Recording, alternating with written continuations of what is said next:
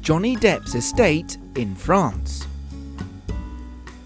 Actor Johnny Depp purchased a 37-acre property located in the picturesque village of Le Plan de la Tour in the south of France in 2001 and lovingly transformed it into a charming family compound.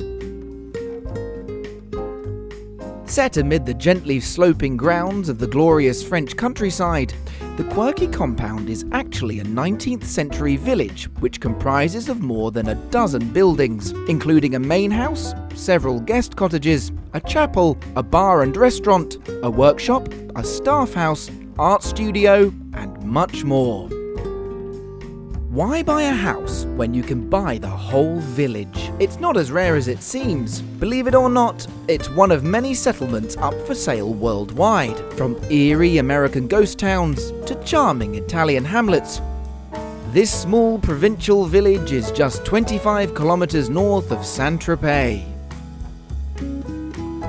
Set in an elevated position where it harmonizes perfectly with its natural surroundings amidst vineyards and olive groves.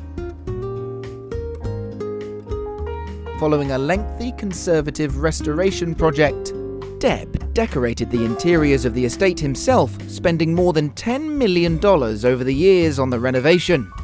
He turned the restaurant into his dining room and transformed the chapel into a guest house.